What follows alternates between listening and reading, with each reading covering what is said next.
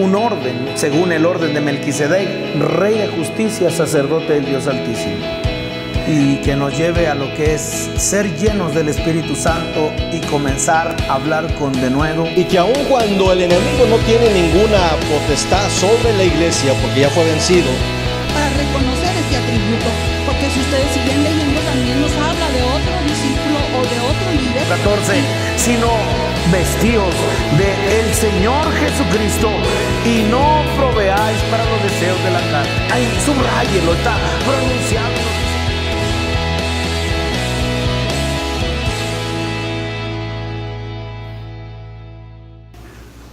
Pues al igual que todos los días, mis hermanos, o todos los días a razón de recibir del Señor, pero al igual que todos los días que nos reunimos y me corresponde transmitir lo que son las Escrituras, la palabra del Señor, siempre con mucho temor, con reverencia y bajo un reconocimiento, y es que esto no es del hombre, esto es del Señor.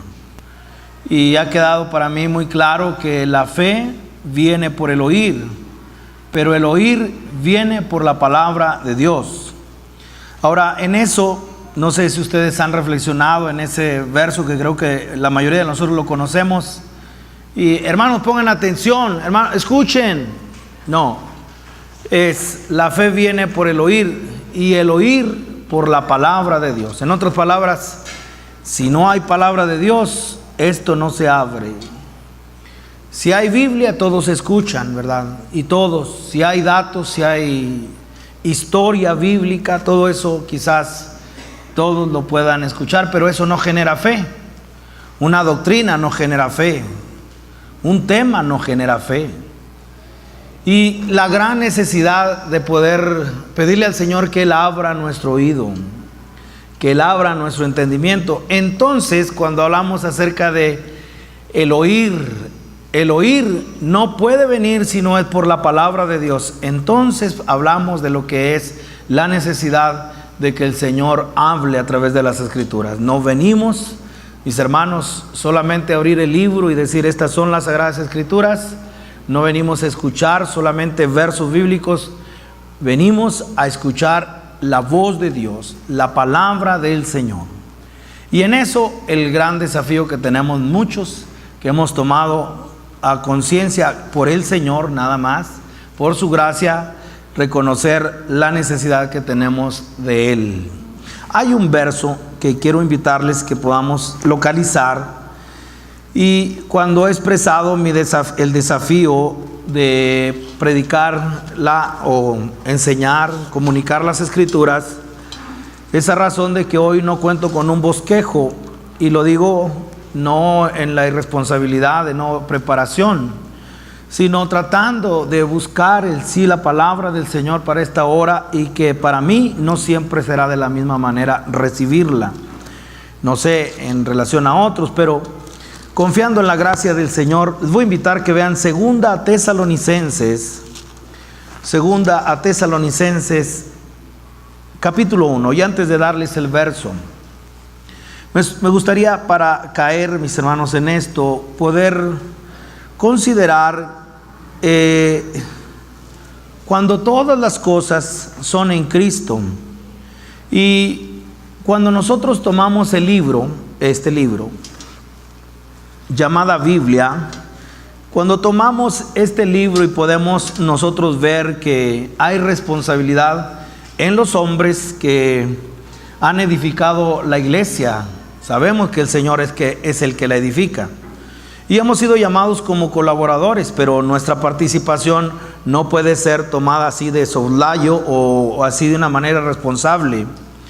Por eso es un asunto muy importante ocuparse de lo que es, mis hermanos, lo que aplica a nosotros, hablando acerca de los que transmitimos la palabra del Señor.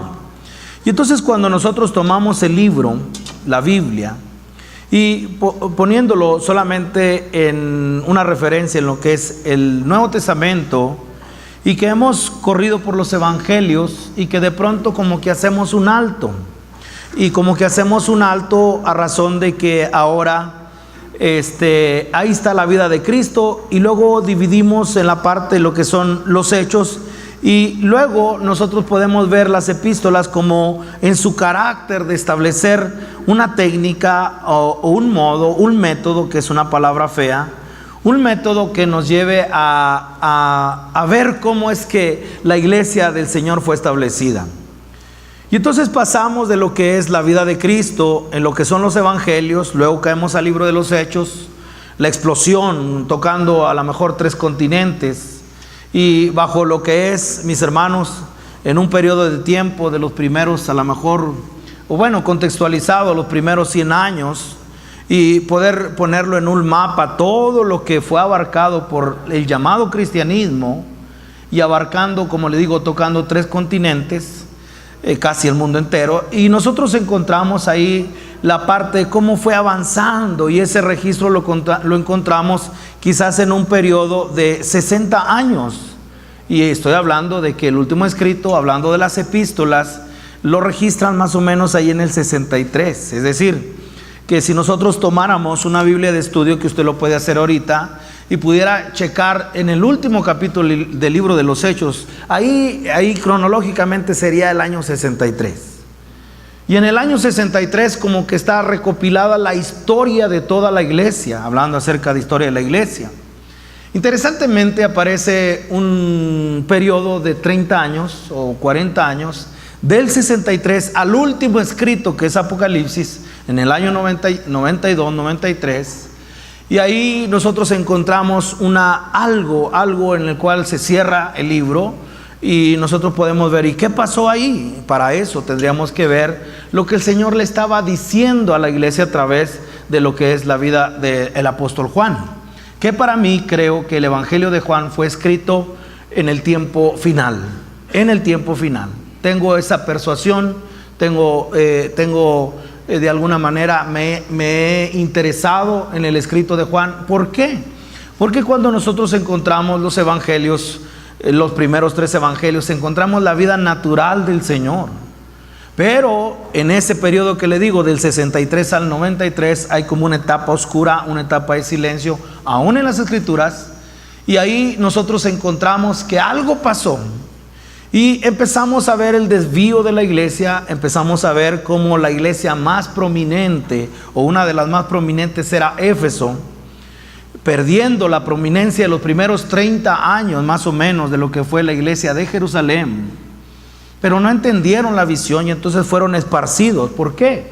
Porque se trataba de llevar el evangelio a Judea, a Samaria y hasta lo último de la tierra. Ellos se concretaron solamente, todo estaba bien en Jerusalén y en Judea. Se olvidaron de la misión de que había ir hasta el fin del mundo, y entonces el Señor tiene sus maneras muy efectivas y manda una persecución. Me gusta como alguien lo dijo, y es: lo que no se cumplió en Hechos 1:8 se cumplió en Hechos 8:1. Y entonces ahora podemos ver nosotros la explosión. Y entonces en toda esa explosión del evangelio encontramos que el registro de la iglesia prominente, ahora ya no Jerusalén, sino que ahora pasan 3 potencias, por decirlo así, misioneras. La primera es Antioquía. Luego se establece una iglesia con potencia, potencialmente misionera en lo que es Éfeso, y Roma también fue un buen centro de lo que es la iglesia en el Señor. Y de ahí nosotros encontramos que, poniendo como punto de referencia a la iglesia de Éfeso, la encontramos ahora en el Apocalipsis, en el capítulo 2, diciendo: has perdido el primer amor. Y entonces eso es algo que para mí ha sido muy impactante en el conocimiento de las Escrituras, en base a qué pasó, qué fue lo que sucedió. Y fue solamente una cosa: perder el primer amor, perder devoción. La devoción lleva a la revelación lleva a la dirección. Y entonces, si el problema de la iglesia es la dirección, porque ahora ni eres frío ni caliente, y hablando acerca de la temperatura del hombre, 38 grados es tibio, y apenas sube 38 y caliente. Y de ahí podemos ver la etapa o la era del hombre, la Odisea. Y ya para entonces nosotros encontramos una iglesia decaída, una iglesia que ha perdido el rumbo. ¿Y por qué ha perdido la dirección? Porque falta revelación. ¿Y por qué falta revelación? Porque falta devoción al Señor. Una de las características que hay que tener mucho cuidado es en base, mis hermanos, a lo que es la apatía espiritual.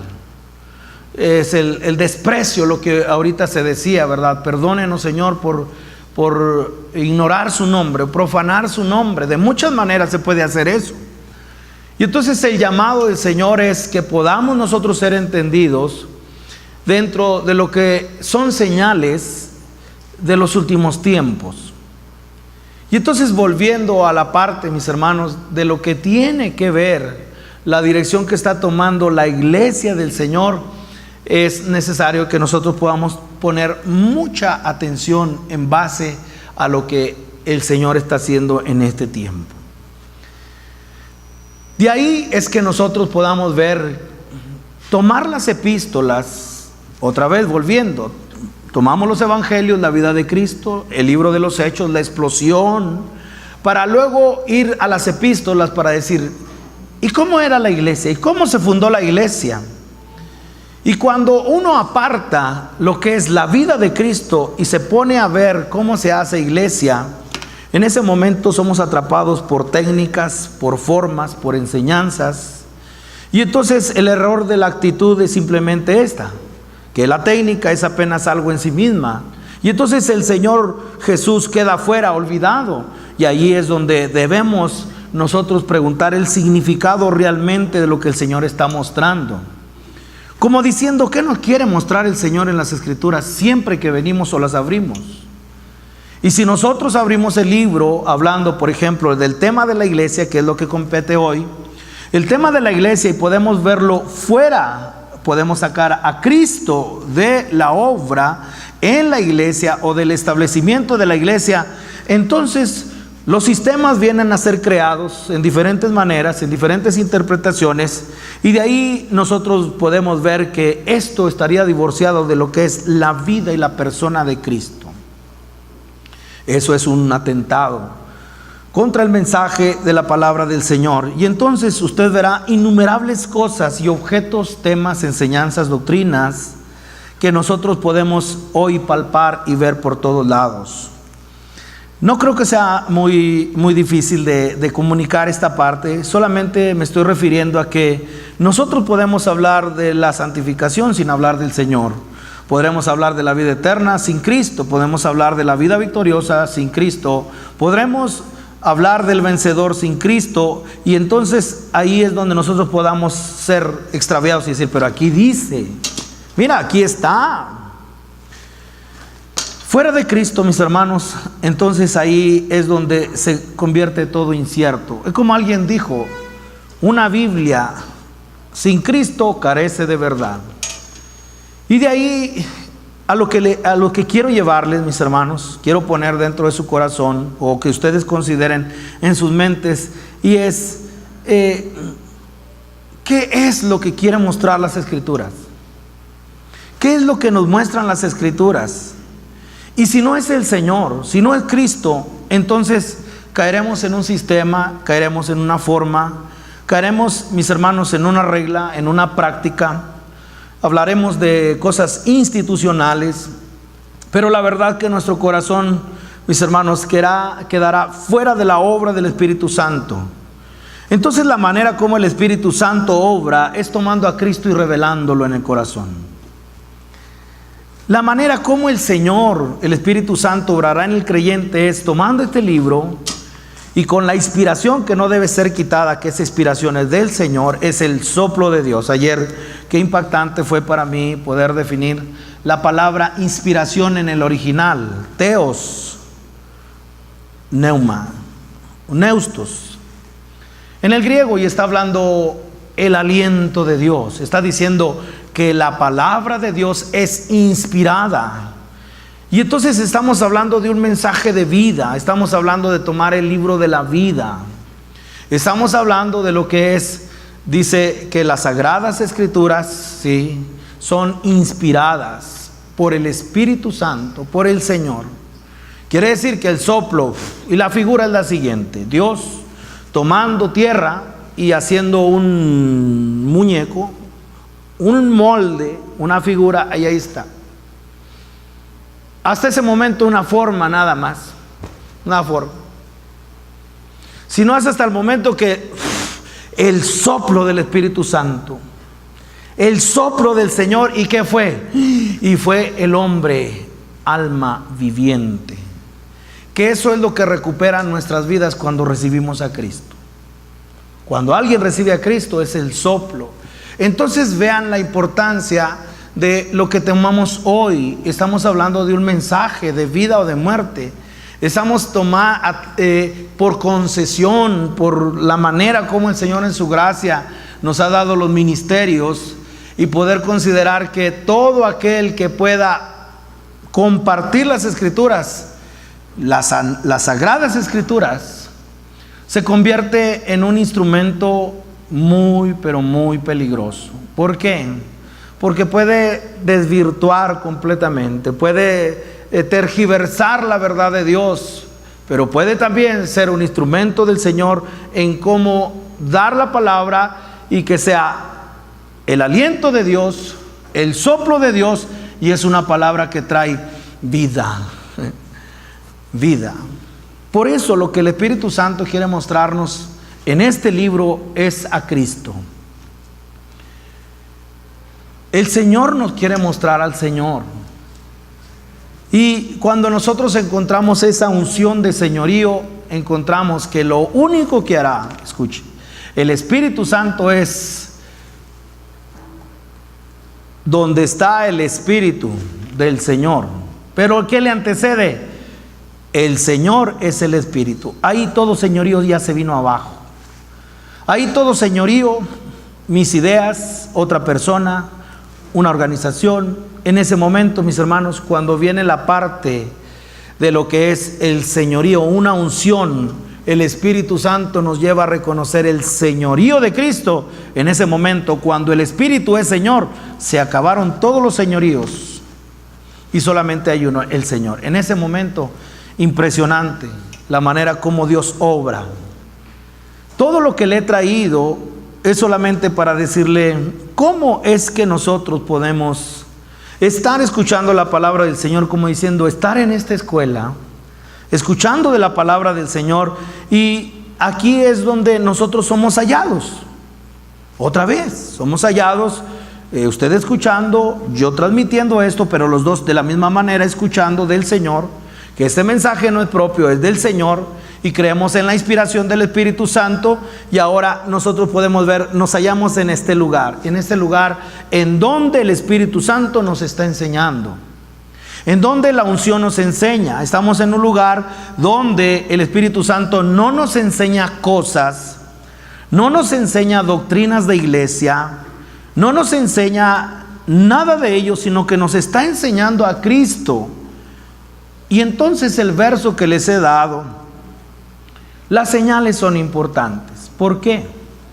En ese tiempo en el cual hemos sido como nación, de diferentes maneras, algunos participando en ayuda, como sea, familiares, en lo que han sido los huracanes y los terremotos, y usted sabe que inmediatamente el siguiente domingo las iglesias predicando, todos casi se llenaron los púlpitos hablando acerca de la venida del Señor. Y mira las señales, amén, amén. Yo digo amén. ¿Por qué digo amén? Porque no podemos ignorar lo que el Señor ha dicho acerca de su advenimiento, pero a la luz de la enseñanza del Señor, es decir, como metiéndonos en otra perspectiva o viendo de otra óptica, saliéndonos de donde siempre vemos y yendo a otro lugar para mirar la venida del Señor Jesucristo en 2 Timoteo capítulo 1 verso 10.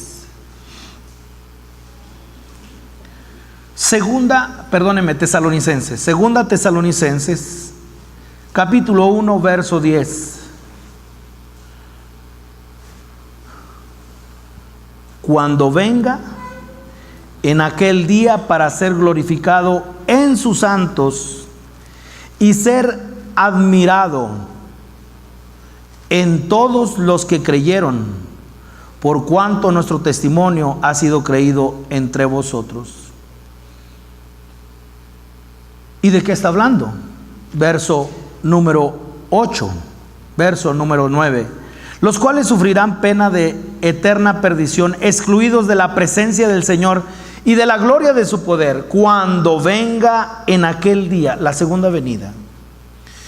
Y si usted me acompaña, usted puede ver que la venida del Señor Jesucristo en la consumación es algo en el cual, ¿cómo nosotros podremos ver que se aproxima? No solamente viendo las señales proféticas, sino ahora viendo con claridad en ese tiempo la magnitud de cómo el Señor se está revelando a nuestra vida, visión. En otras palabras, esta es la mejor señal de los tiempos. ¿Cuál es la mejor señal de los tiempos? Principalmente por lo que el Espíritu Santo está haciendo en el pueblo del Señor. Principalmente por lo que el Señor está haciendo en el pueblo del Señor. ¿Y qué es lo que está haciendo? Escuche, usted puede echar un vistazo a todo lo que hay hacia alrededor. Y puede también ser quizás muy escritural y poder ir a las señales proféticas y mira el sol y mira esto y mira lo otro. Está bien, pero según este verso, una de las mejores señales para nosotros ver que la venida del Señor está próxima es en la manera como el Señor está siendo visto en su iglesia. Eso me invade de una pasión, hablando en el sentido no almático, no sentimental, sino vamos a quitar pasión y el fervor espiritual. El corazón arde a razón de una cosa, a razón, mis hermanos, de que con claridad el Señor se está mostrando en nuestras vidas. Es decir, estamos allegados a Cristo y entonces en la esencia de lo que es toda la verdad, en la esencia en la cual el Señor nos está moviendo hacia Él, aprendemos de Él y conocemos el curso de las cosas, y de ahí es donde nosotros podemos ver la necesidad de verlo con claridad. Ahora, si usted vuelve a leer el verso 10, acompáñeme a leerlo, meditarlo, sería muy rápido esta meditación, y dice: cuando venga en aquel día para ser glorificado en sus santos y ser admirado en todos los que creyeron. Y en esa palabra de ser admirado no es la admiración, sino es fijar nuestra mirada y decir: mira, estás viendo, mira, estás admirando, el Señor se está mostrando a nuestra vida. Alabado sea el Señor. Con más claridad el Espíritu Santo se está mostrando a Cristo Jesús, y ahí es donde nosotros podemos ver, mis hermanos, qué es lo que hace el Espíritu Santo. Nos muestra a Cristo. ¿Qué es lo que hace el Espíritu Santo? Nos muestra al Señor. No nos muestra doctrinas, métodos, modos. Nos está mostrando a Cristo. Y ahí es donde nosotros podemos ver una señal auténtica para decir: viene el Señor. La manera como Él está trayendo claridad en quién, en su pueblo, de quién es Él. Gustaría presentarles solamente una de aquello que parece ser escondido de la iglesia del Señor, pero no obstante viene a ser aquello que es admirado por naturaleza. En otras palabras, el Señor, viendo a su iglesia, y ve en nosotros y pone sobre nosotros, mis hermanos, una expectación tan grande en la manera como Él ve a su iglesia. Pero todo eso es mirándolo a Él. ¿Por qué? Porque si nosotros nos ponemos a ver a la iglesia, y la iglesia en todas sus formas y en todas sus manifestaciones, en los continentes donde estén, y con la bendita tecnología que hoy tenemos, y poder conectarnos a otra nación y poder decir: mira la iglesia del Señor, y mira la iglesia del Señor. Una cosa es que nosotros podamos contemplarle y decir: mira la iglesia, pero otra cosa es cuando nos metemos en las Escrituras y vemos desde la perspectiva de Dios cómo Él nos ve. Y escuchen esto es algo en el cual podemos ver no a la iglesia, sino el reflejo que es la iglesia, como diciendo la luna y el sol, que la luna no tiene luz en sí misma, sino es el reflejo del sol. Y cuando nosotros ponemos una figura así tan simple, tan sencilla, en lo que tiene que ver el sol que irradia luz, el sol que irradia lo que es poder, energía, y ahora vemos la luna, y así pudiera ser. Nosotros quedamos contemplando a la luna y no ver realmente en dónde está la fuente. Entonces, cuando nosotros vemos a la iglesia y nosotros vemos a la iglesia en su naturaleza, podemos decir, ¿qué es la iglesia? La iglesia es Cristo. La iglesia es la plenitud de aquel que todo lo llena. Como diciendo, así como la cabeza, así tiene que ser el cuerpo. Y una sola, me gustaría solamente darle una sola apreciación de la naturaleza del Señor, pero que eso es algo que se refleja en la iglesia. Cantar de los Cantares. Cantar de los Cantares.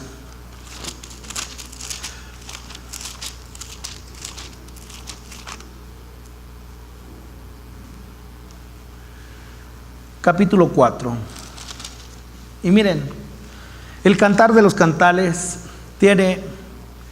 Nosotros quitamos esto y este es un libro para matrimonios, ¿sí? Natural completamente. Y que el noviazgo, y que el cortejo, y que la primera noche, y que el primer problema, y que todo lo que hay que sacarle el provecho en lo natural. Pero cuando nosotros vemos desde la perspectiva de Dios, sobre la base del amor, de cómo Dios ve a su iglesia. ¿Me está escuchando? La base es el amor. Y es a la manera de la poesía hebrea cómo se expresan los superlativos. El Cantar de los Cantares. Otro superlativo, Rey de Reyes, Señor de Señores. Y así lo estaba manejando en lo que es el libro de Cantares, y nos lleva a ver cómo bajo la base del amor el Señor se expresa de su amada. En otras palabras, matrimonio. Pero en lo que tiene que ver la parte del matrimonio, aquí es donde nosotros podemos llegar a una parte muy esencial, y es la relación de un esposo con la esposa. Y otra vez, nuestra mente se va a lo natural, pero olvídense de eso. Estamos hablando de la parte espiritual, la manera como el esposo ve a su iglesia, como Cristo ve a su iglesia, sobre la base de lo que es el amor. Y en el capítulo 4 encontramos, vean lo que dice, ¿cómo la ve? Capítulo 4, verso 1. He aquí que tú eres hermosa, amiga mía. He aquí que tú eres hermosa. Tus ojos entre tus guedejas como de palomas. El mensaje de amor. Si no fue aquello que Noé mandó dentro de lo que fue las aguas cubriendo todo, y para ver si ya habían descendido las aguas manda un cuervo. El cuervo nunca llegó, pero cuando manda la paloma dócil, manda la paloma y depende completamente del arca. Tuvo que volver a una comunión. ¿Con quién? Con el arca. En este caso diciendo, tuvo que volver a donde fue enviada. Y eso nos habla de comunión. Pero vea, más adelante dice, tus cabellos como manadas de cabras que se recuestan en las laderas de Galaad. Tus dientes como manadas de ovejas trasquiladas que suben del lavadero, todas con crías gemelas y ninguna entre ellas estéril. Tus labios como hilo de grana y tu habla hermosa, tus mejillas como cachos de granada delante de tu velo, tu cuello. Y cuando usted puede ver la apreciación que Dios le está dando a la iglesia en su mensaje, podemos por lo menos hablar acerca de los labios, de su cuello, podemos hablar de aquello que es por naturaleza. Pero lo que lo capta así de una manera muy fuerte es el capítulo 1, vean el verso 9. Capítulo 1, verso 9. ¿Cómo el Señor ve a su iglesia? 1:9. Y dice, a yegua de los carros de Faraón. Es decir, la más alta admiración en una elocuencia oriental. Pero aquí como que no sería muy propio en nosotros, ¿verdad? Decir una yegua. Pero está hablando aquello que solamente el rey lo puede tener. Aquello que ala la carroza del rey. Y en este, a yeguas de los carros de Faraón te he comparado, amiga mía. Y vean el verso 10. Hermosas son tus mejillas entre los pendientes, tu cuello entre los collares.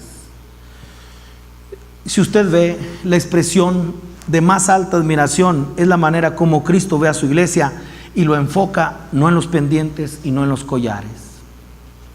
Como diciendo, eso eso no impacta mucho. Lo que me gusta es lo natural, es lo que está diciendo el Señor. Desde entonces le digo a mi esposa y a mis hijas, lo natural es mejor. Si ustedes ven el verso 10, y el verso 10, esto sería bueno que lo escucharan las jóvenes, ¿verdad? Los jóvenes, y pintura y todo, y todo, marca y no. Y cuando nosotros vemos desde la perspectiva de Dios, Dios no ve eso. Y por lo tanto nosotros, ¿qué es lo que vemos? Admirar la belleza. ¿En dónde? No en lo exterior, no en lo que se pone, no en lo que tiene, sino en lo que es. Alabado sea el Señor. ¿Por qué? Porque podamos nosotros prescindir del ministerio tal, del ministerio el otro, y que no tenemos esto, que no tenemos lo otro. Pero quiero decirles que el Señor no ve eso. Lo que el Señor ve es la naturaleza de la iglesia. Lo que el Señor ve, mis hermanos, no son los adornos. Lo que el Señor, nosotros nos preocupamos mucho a la logística, a lo mejor, y le ponemos un poco, un tinte, no sé, que esté incómodo, porque esa es una de las maneras como, hay las maneras como puede venir la gente a la iglesia. Y cuando nosotros nos adentramos en las Escrituras, ¿cómo es que el Señor ve a su iglesia? En su naturaleza. Pero hay algo que dice el verso número 11. Y en el verso número 11, zarcillos de oro te haremos, tachonados de plata. ¿Sabe una cosa? Que los zarcillos ahora sí es algo que le da el Señor a la iglesia. ¿Y qué le da? No le importan los pendientes, no le importan los collares. Y ahora del Señor dice, pero te voy a hacer zarcillos de oro. Interesante, mis hermanos, cómo los zarcillos solamente eran colocados para identificar a los esclavos. Otra vez, ahora te daré zarcillos de oro. Solo los zarcillos eran para los esclavos. Y esta es la manera como el Señor quiere ver a su iglesia. Esa es la manera como el Señor ve a su iglesia. Una iglesia que pueda estar bajo el señorío de Cristo. Una iglesia que tiene zarcillos, y estoy diciendo, hacernos esclavos todos, considere la parte de la naturaleza del Señor. Pero ¿qué está mostrando el Señor? Está mostrando que lo que el Señor alaba de la iglesia es, y lo que le atrae de la iglesia es su naturaleza. No cuántos dones o habilidades tiene, porque los pendientes o los collares pudieran ser un sinónimo en ese tiempo de lo que son los dones, las habilidades, pero eso no es carácter, eso no es naturaleza. Alguien dijo que los dones no alababan al Señor porque eran de Él y son de Él, todo es de Él. Pero en aquello que está siendo formado en nosotros, el carácter y la naturaleza de Cristo, ahora nosotros podemos ver qué es lo que el Señor admira de su iglesia. Una iglesia que tiene zarcillos de oro. Una iglesia que reconoce el señorío de Cristo. Y por lo tanto, si hay un Señor, si hay un amo, hay un sirviente, hay un esclavo. ¿Dónde podemos encontrar esa iglesia? Aquí. ¿Dónde? Aquí. En su palabra. Y a través de toda la historia el Señor se ha provisto de un pueblo que reconoce su señorío. Por eso, ante esta verdad, la venida del Señor Jesucristo está pronta. A la manera como está siendo admirado con claridad, a la manera como Él empezó una obra en el corazón por el Espíritu Santo que ilumina la gloria del conocimiento de Dios en la faz de Jesucristo. Y eso alumbró en el corazón, y cada vez sería como, es que el andar del cristiano es como la luz de la aurora. ¿Sí? Mas la senda del justo es como la luz de la aurora, que va en aumento hasta que el día perfecto es. Cada vez le vemos con más claridad. Y ahora, al ver esto, que el Señor pone zarcillos en su iglesia, lo único que está diciendo es, el Señor está mirando la naturaleza de su iglesia en lo que tiene que ver el señorío de Cristo. Ahora, para captarlo, mis hermanos, en su naturaleza, aquí vimos a la luna, pero ahora quiero que veamos la naturaleza. Y lo vamos en el Salmo 40. El Salmo 40 me ha impresionado, me ha impactado, ha traído vida, luz a mis ojos, ha traído claridad.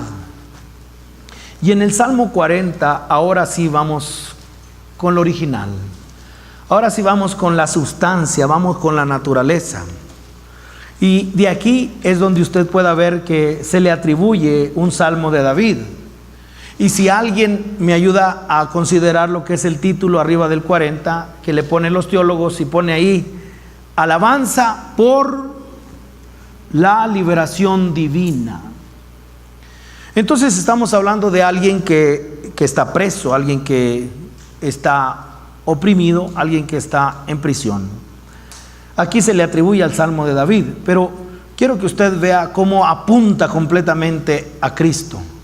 Y aquí es donde nosotros podemos ver que de la iglesia, lo que se refleje de la iglesia es de lo que hay en Cristo. Entonces ahora cambiamos nuestra perspectiva, nuestra visión, nuestra dirección y la quitamos de la iglesia en lo que tiene que tener zarcillos de oro, en lo que tiene que tener las señales de un esclavo, la iglesia. En otras palabras, una iglesia que entiende el señorío de Cristo, y ahora estamos enfocando en el autor, en Cristo. Y cuando nosotros nos enfocamos en Cristo, aquí vea, ¿por qué? Porque la iglesia es un resultado ¿de qué? De Cristo.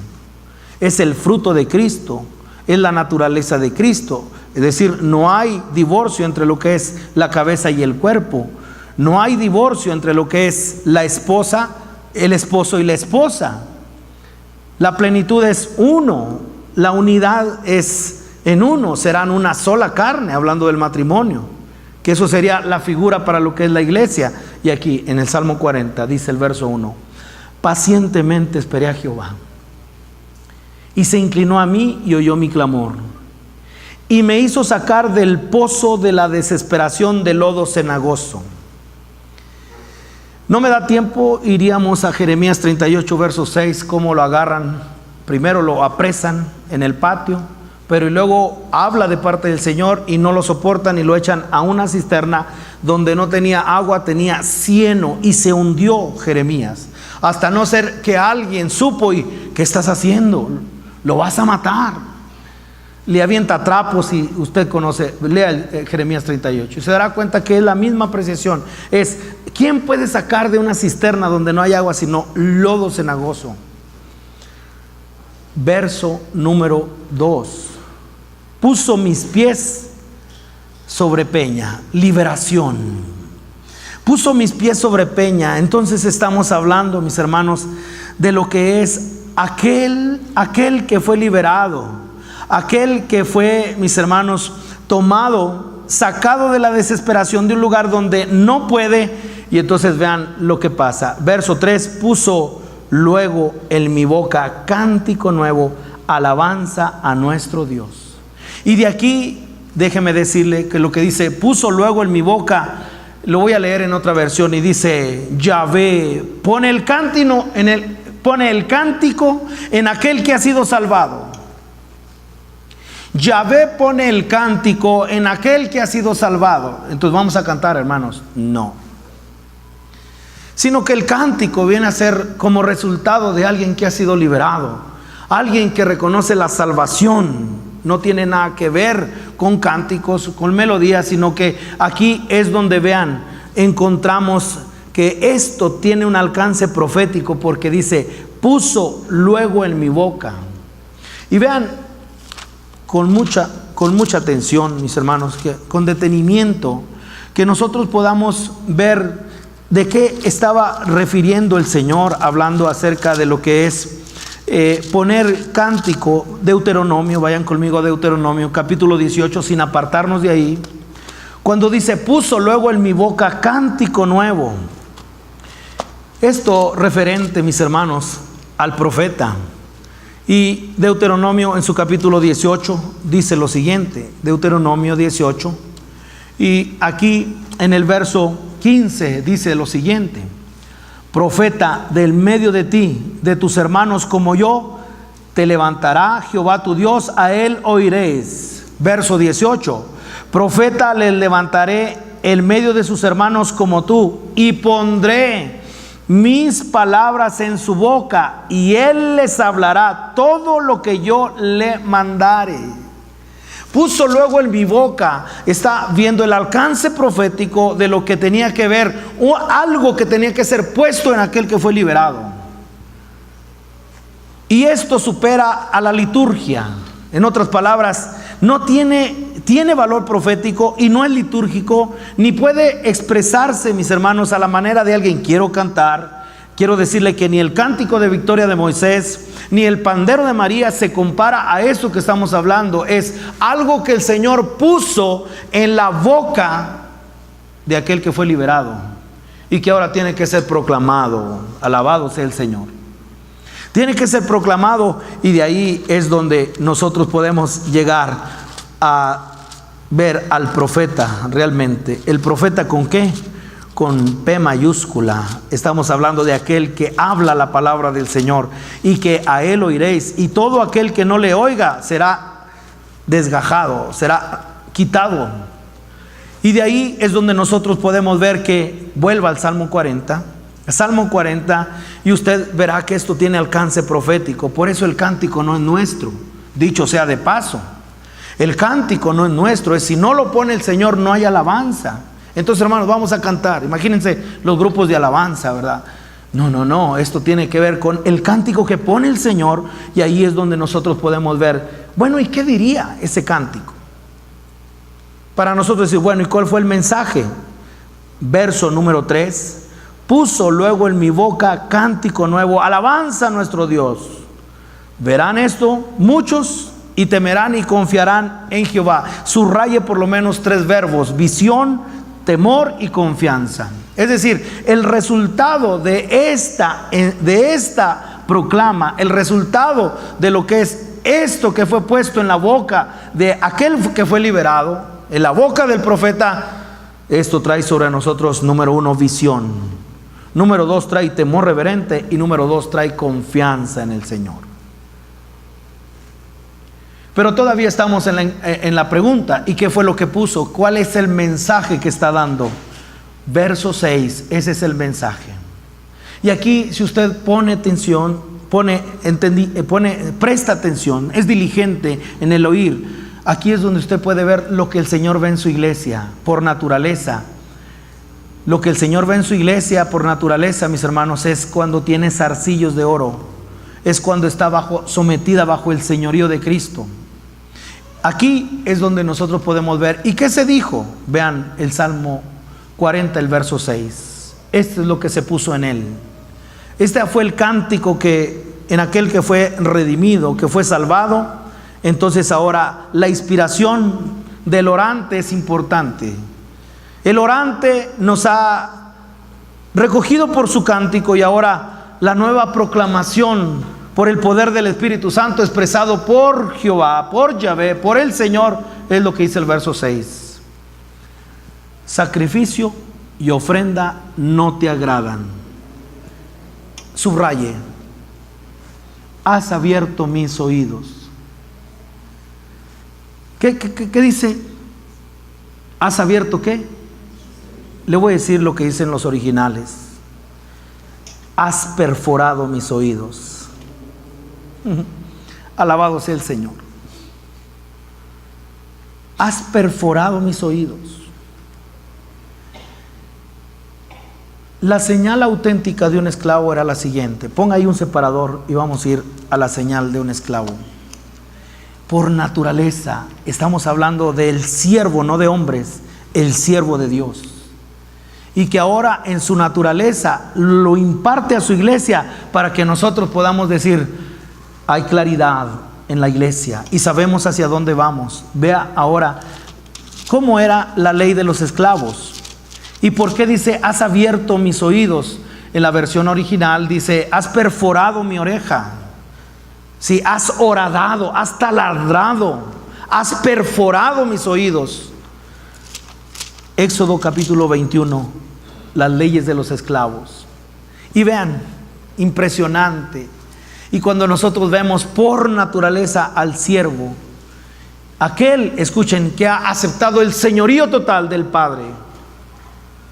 Y aquí, capítulo 21, dice el verso 1. Siempre hago un énfasis porque creo que es necesario hacerlo en los libros de la ley. El énfasis que hago es en el verso 1. Si leen conmigo, y dice: estas son las leyes que les impondrás.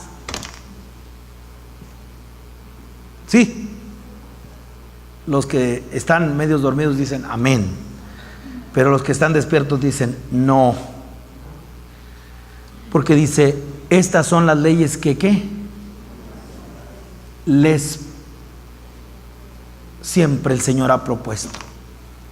Siempre el Señor nunca ha impuesto nada. Pero vean, verso 2: si comprares siervo hebreo, 6 años servirá, mas al 7º saldrá libre de balde. Si entró solo, solo saldrá. Si tenía mujer, saldrá él y su mujer con él. Si su amo le hubiere dado mujer y ella le diere hijos o hijas, la mujer y sus hijos serán de su amo y él saldrá solo. Y si el siervo dijere: yo amo a mi señor, a mi mujer y a mis hijos, no saldré libre, entonces su amo lo llevará ante los jueces y le hará estar junto a la puerta o al poste, y su amo, eso es, has horadado mis oídos. ¿Qué tendría que hacer el amo? El amo le horadará la oreja con lesna y será su siervo perpetuamente. Aleluya. Has horadado mi oreja, has abierto mis oídos. Y cuando nosotros podemos ver al Señor con toda claridad y decir: Señor, tienes una marca, ya no la iglesia, Señor Jesús, tienes una marca que te hace, volviendo al Salmo 40, que te hace aceptado como un esclavo perfecto. Has sido aceptado y tienes la señal exclusiva de lo que tiene que ver, escuchen, lo que tiene que ver un esclavo en una obediencia absoluta, al ejecutar como esclavo devoto la voluntad del Padre. Has abierto mis oídos. Y entonces aquí es donde tenemos una visión clara del Señor, el siervo de siervos, y fue aceptado como siervo perpetuamente en obediencia, diciendo: Él siempre va a hacer la voluntad del Padre. Por eso lo encontramos, mi doctrina no es mía. Por eso encontramos que Él no hizo un solo milagro aquí en la tierra. Ya.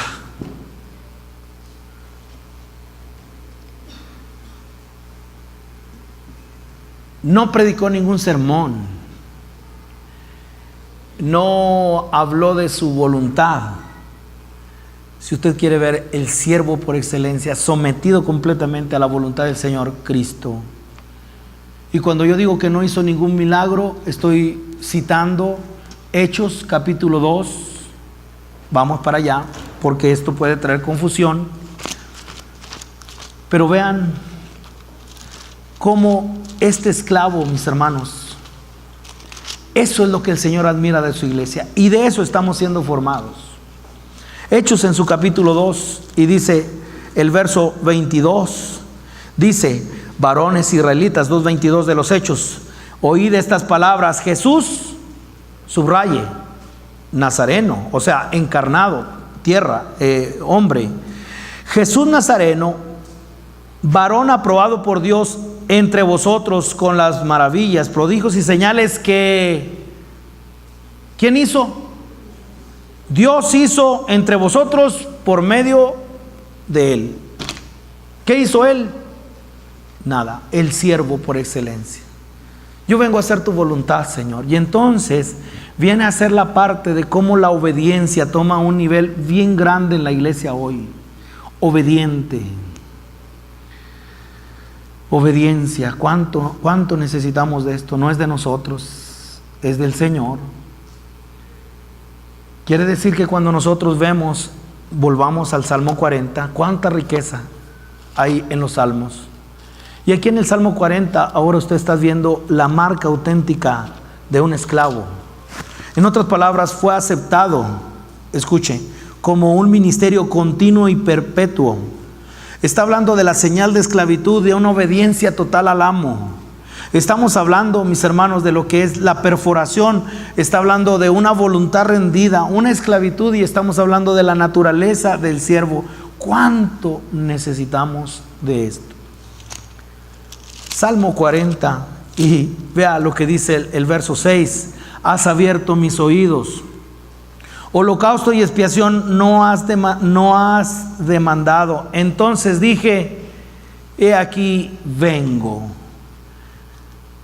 Quise que leyéramos vengo, he aquí que vengo. Está hablando de, esto solamente se dice de alguien que se traslada de un lugar a otro.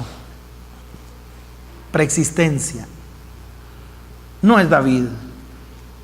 Vengo, oh Dios, a hacer tu voluntad. ¿Y de dónde vienes? ¿Y a dónde vienes? Al mundo. ¿Y de dónde vienes? Yo soy el Eterno. Pero voluntariamente yo me quiero hacer esclavo de mi Padre y vengo a hacer su voluntad completamente. Por eso vengo a la tierra. Y esa es la naturaleza de la iglesia. Eso es de lo que está siendo formado Cristo en la iglesia. Eso es, mis hermanos, la parte en la cual el Señor está impregnando. Por eso la venida del Señor para algunos está muy próxima, a razón de que hay claridad. Hay claridad en la manera como Él está siendo admirado en nosotros. Gloria al Señor por lo que dijo el Señor a través de la vida de Pablo en 2 a Tesalonicenses 1, lo que leímos al inicio. Hay claridad porque lo estamos mirando con exactitud. ¿Y todo gracias a qué? A la obra del Espíritu Santo en la iglesia. Todo en base, mis hermanos, a lo que es el Señor en nuestras vidas. Vengo a hacer tu voluntad. Y ahora dice, en el rollo del libro está escrito de mí. ¿Sabe cuál era la costumbre de esos tiempos? Después que le horadaban la oreja, era una fiesta pública, hermanos, era tremendo eso. 7 años y yo tenía un esclavo, te puede decir, ya vete, eres libre. Y él decía, no, yo te amo. Imagínate que yo soy el esclavo y de pronto ya me dan la libertad y digo, no, yo no me puedo ir, yo te amo a ti. Yo amo a mi esposa y a mis hijos, pero primeramente a ti. Entonces, vamos a hacer la fiesta pública. El esclavo iba a ser llevado. Acuérdese que Job habla de que él se ponía en las puertas de la ciudad. Estamos hablando de una convocación de la nación, de la comunidad. Estamos hablando de una fiesta en la cual, oye, hay algo, una marca de un esclavo. Se agarraba el libro, mis hermanos, primero se horadaba, ¡pum!, una lesna. La manera como pueden conocerlo los niños hoy, los jóvenes, es vayan con un zapatero, ya a lo mejor ya no hay, ¿verdad?, de esos. Estoy diciendo bien, zapatero, ¿sí? Me acuerdo cuando estaba chiquillo, voy a ponerle tapas a los zapatos. Ahora le vamos a ponerle tapas a los zapatos. Y ahí con sus cueros, ¿verdad?, un delantal de cuero, y tenía un sacabocados. Le digo por qué, porque luego nosotros lo usábamos para las huleras, para las ondas, ¿verdad? Y tenían un sacabocados. Agarraba la piel el zapatero, y todavía lo puede encontrar hoy en la capital de la piel, León, ¿verdad? Y lo pone ahí, y entonces agarra el martillo y ¡pah!, redondito quedaba. Bueno, es en el oído, mis hermanos, de tal manera que todo lo que veían, este es esclavo por amor. Pero y luego se traía el rollo, y en el rollo ponle tu nombre y pon el del amo. De ahí es que nosotros encontramos, mis hermanos, que la costumbre era que ahora sus nombres tenían que ser inscritos en los volúmenes, en los rollos, en los pergaminos, como una prueba del convenio establecido. Y esto está escrito, ¿en dónde? En la palabra. Gloria a Dios. La parte final, voy terminando. Luego, más adelante, ¿saben quién tomó este escrito? El escritor a los hebreos. Y aquí es donde se abre el panorama. ¿Por qué? Porque ahora el fin del judaísmo, y entonces ya las costumbres de los hebreos como que ya no son muy apropiadas, ¿verdad? Bueno, ¿cómo es eso que la marcan a un esclavo haciéndole un orificio en la oreja? Ahora ya no es, el fin del judaísmo, y ahora el gentilismo, el evangelio a las naciones. Y ahora aquí hay un debate de cómo el apóstol no toma este escrito, pero ahora hay un cambio. Aquí es donde nosotros podemos ver que hablar acerca de lo que es un paralelo de estos versos lo encontramos en Hebreos capítulo 10, que vamos a ir allá. Y entonces hay una diferencia que es muy significativa, pero que es la clave para nosotros ver cómo el Señor ve a su iglesia. Hebreos en su capítulo 10, y dice el verso 5: He aquí que vengo, Dios, para hacer tu voluntad. ¿De dónde vienes? Dice Hebreos capítulo 10, ahora el verso 5. Bueno, déjeme leer el verso número 4. Hebreos 10:4. Porque la sangre de los toros y de los machos cabríos no pueden quitar los pecados. Sacrificios y holocaustos y expiaciones, es decir, agarra toda la gama, mis hermanos, de lo que es el Levítico. Lo que era las ofrendas de paz, ofrendas de expiación, ofrendas del pecado, sí, todo, holocausto, lo que hemos visto, ¿verdad? Levítico, y nos hemos dado cuenta de todas las ofrendas, por lo menos 5. Bueno, ahí están incluidas todas. Verso 5, ahora sí, dice: por lo cual, entrando en el mundo, he aquí que vengo, Dios. Bueno, ¿de dónde vienes y a dónde vas? Bueno, vengo al mundo. Y vean lo que dice: por tanto, dice, entrando en el mundo, dice, sacrificio y ofrenda no quisiste. Has abierto mis oídos, o has horadado mis orejas, has perforado, taladrado mis oídos. No. Y entonces ahora encontramos una significativa diferencia, que es la clave para que nosotros podamos ver una posible dificultad notable, pero aquí es donde nosotros podemos ver que intencionalmente ahora podemos ver una encarnación en un cuerpo. ¿Sobre qué? Sobre la misma marca que hay en la oreja, en el cuerpo. En todo ese cuerpo hay una marca de esclavitud.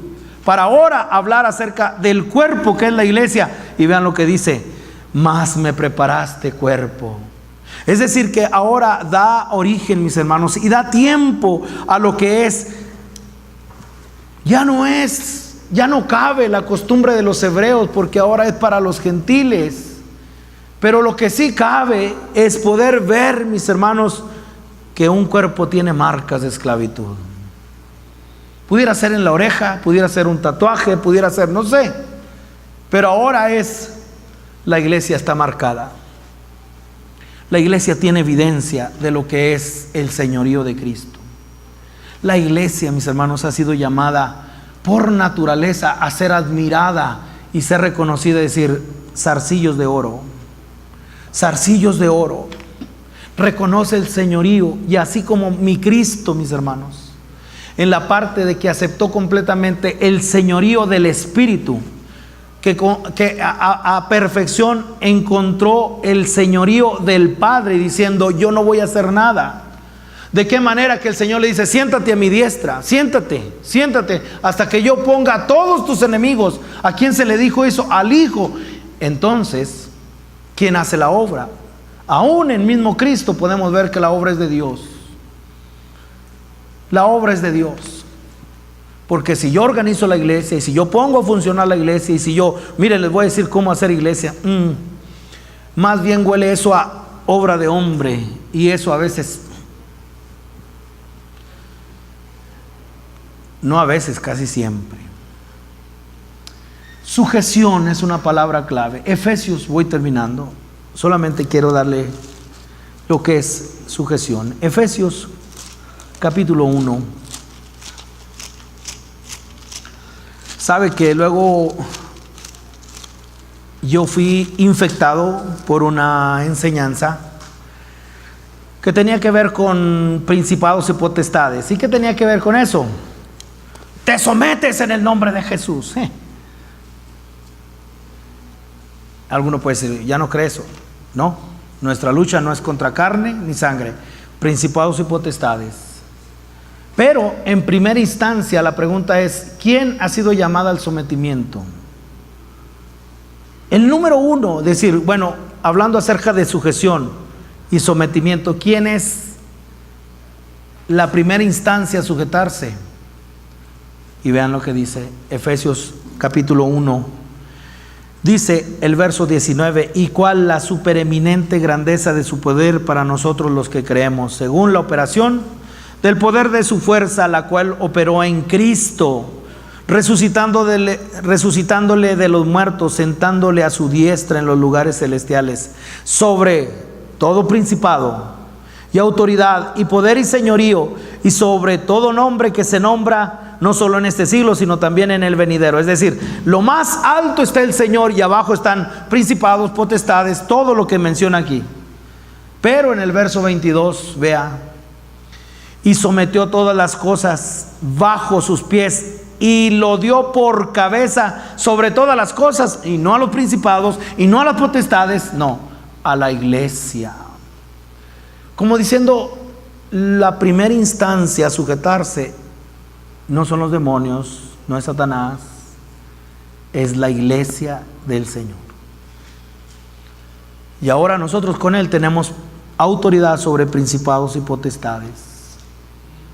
Ahora, guerra espiritual tiene que ser vista bajo lo que es señorío, y autoridad es estar bajo autoridad. ¿Cuál es el problema del ministerio hoy? Que no entienden autoridad. ¿Y cuál es la autoridad? Yo tengo autoridad. No. Es yo estoy bajo autoridad. Esa es la definición de autoridad. No que yo tenga autoridad. Va Pilato, ¿verdad? Y le dice a Jesús: oye, ¿no sabes que tengo autoridad para matarte? Y el Señor le responde, dice: ninguna autoridad sobre mí tendría si no te fuere dada. Hay alguien arriba de ti. Señorío tiene que ver con autoridad. Quiero terminar solamente dándole beneficios, uno sobre todas las cosas, cuando alguien, sería una parte muy práctica, mis hermanos, una parte muy práctica acerca de lo que es esclavo, acerca de lo que es alguien que es propiamente un siervo, y cuáles son los beneficios. Interesantemente, escuche, con esto voy terminando. Interesantemente, la mayoría de los hombres del Señor fueron presos, fueron esclavos. José, en la prisión. ¿Y sabe qué había en la prisión? Había sueños, y por lo tanto había interpretaciones. Póngalo ahí. Relacione, bueno, ¿y cuál es el beneficio de estar bajo autoridad, de estar sometido? ¿O cuál es el beneficio de ser un esclavo voluntario? ¿Qué se logra con eso? José fue puesto en la prisión como esclavo, y el Señor ahí le reveló sueños. Ahora, Jeremías, ya lo dije, lo echan en la prisión, en el patio, en el cepo, o sea, lo más abajo, un trozo de madera, ¿verdad? Y de ahí sale una cadena, y ahí está Jeremías. Ezequiel, yo estaba con los cautivos en el río Quebar, o junto del río Quebar. Ese es bueno que lo veamos. Ezequiel 1:1. Ezequiel 1:1. Aconteció en el año 30, en el mes cuarto, a los 5 días del mes, que estando yo en medio de los, ¿qué? En medio de los esclavos, en medio de los cautivos, junto al río Quebar. Y eso es lo que pasa, ya estamos viendo.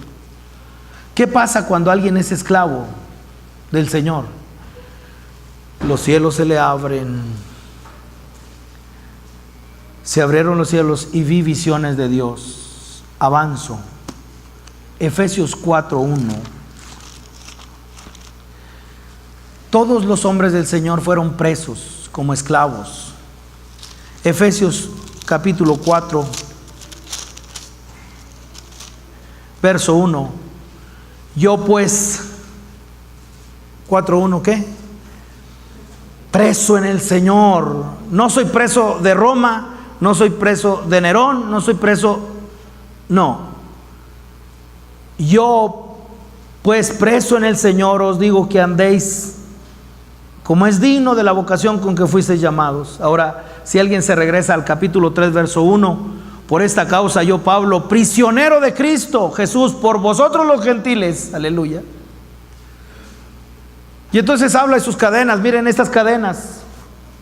Pero yo no soy preso de Roma, preso de Cristo, esclavo. Juan. Y aquí termino. Juan, que es Apocalipsis 1, verso 10. Todos los hombres que perdieron su libertad, escuche, todos los hombres que perdieron su libertad encontraron la libertad del Espíritu. Escuche, todos los hombres que perdieron su libertad encontraron que los cielos se les abría. En otras palabras, la libertad del Espíritu de Dios. Vale, mis hermanos, estar preso. Yo pues preso en cadenas, pero ahora vean a este preso que perdió su libertad. Y hoy tenemos la oportunidad de perder la libertad. Aleluya. Muchos. Hoy podemos empezar por el camino de lo que es el sometimiento y de la esclavitud y decir, Señor, yo quiero ese zarcillo de oro. Y no lo hacemos por lo que recibimos, sino por lo que el Señor quiere hacer en esto. Juan, les dije Apocalipsis 1, para ver a Juan, y dice el verso 9. Yo, Juan, vuestro hermano y copartícipe vuestro. ¿Qué es copartícipe? Yo estoy participando como otros más. Yo soy uno de los más. Yo soy uno de muchos. Aleluya. Copartícipe vuestro en la tribulación, en el reino y en la paciencia de Jesucristo. Estaba en la isla llamada Patmos, por causa de la palabra de Dios y el testimonio de Jesucristo. Yo estaba en una libertad que aquí en la tierra no puede haber.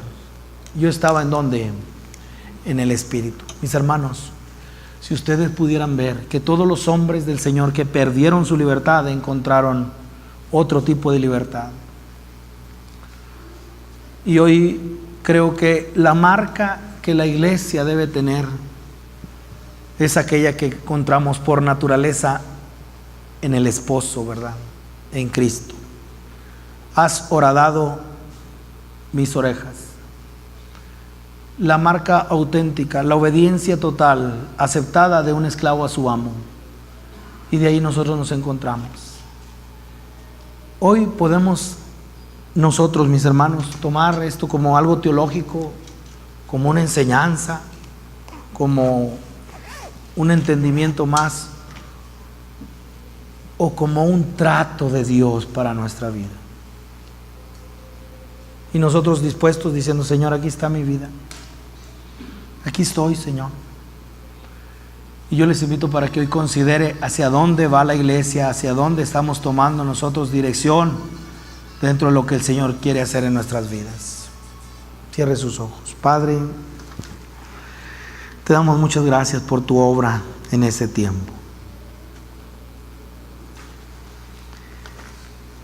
Te damos muchas gracias por la obra que el Espíritu Santo está haciendo en nuestras vidas. Gracias, Espíritu Santo, por traer con claridad, Señor. Todo lo debemos a ti, nada es nuestro, Señor.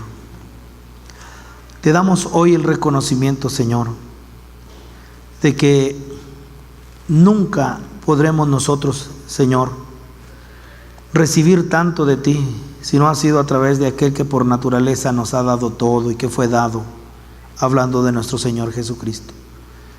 Señor, la barrera tan grande que hay en nuestras vidas, Señor, hablando acerca de la libertad del Espíritu de Dios, del Espíritu Santo.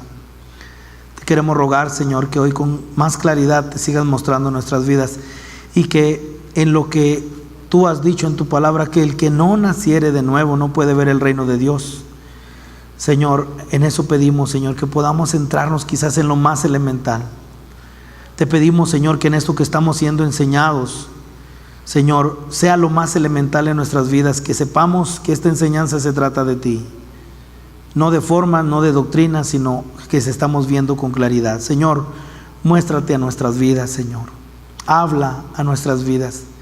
Y hoy, Señor, muchos de nosotros hemos tomado, Señor, la decisión de que tú pongas cadenas Hemos tomado decisión de que usted tome la lesna, Señor, y que pueda horadar, Señor, nuestra oreja.